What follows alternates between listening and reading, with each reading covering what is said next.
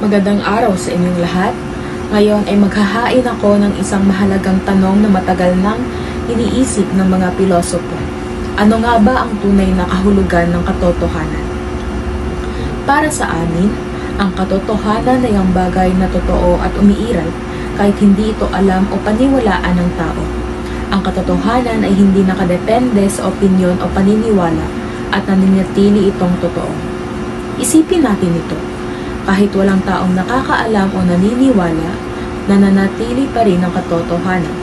Katulad ng pagsikat ng araw, maaari tayong magsara ng bintana at hindi tumingin, pero hindi nito napipigilan ng araw na sumikat.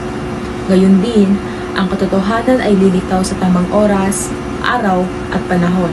Hindi natin ito pwedeng itago magpakailanman. Para sa unang sumusuportang detalye, palibhasa ang talagang meron ay malawak at sisik sa kayamanan, napakarami ang mga landas na malilikha at matatahak ng tao sa kanyang pagsisikap matauhan sa meron. Ikalawang sumusuportang detalye at ang paglabas sa kinakakublian ay hindi lamang ginaganap ng meron na nagpapaugnay sa tao, kundi na mismong tao rin ang umuunawa sa meron, sapagkat madalas matakot ang tao sa meron.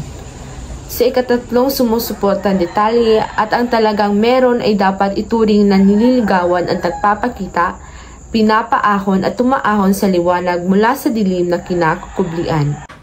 Unang pagtututol, hindi lahat ay may pantay na pagkakataon sapagkat minsan ang meron ay limitado. Kalawang pagtututol, paano natin maunawaan ang totoo kung kusa itong nagtatago? Ikatlong pagtututol, ang meron ay dapat pinapaahon, ngunit may mga taong takot pa sa kung ano ang epekto nito sa kanila, kaya pilit nilang iniilagan ang meron. Mga sagot sa objeksyon. Ito ang unang sagot. Kahit may limitasyon, nananatiling posible ang bagong landas sa pamamagitan ng pagsisikap at paglikha ng tao. Ikalawang sagot. Kung ang totoo ay lumabas na, aralin natin ito upang ating matutunan. Ikatlong sagot.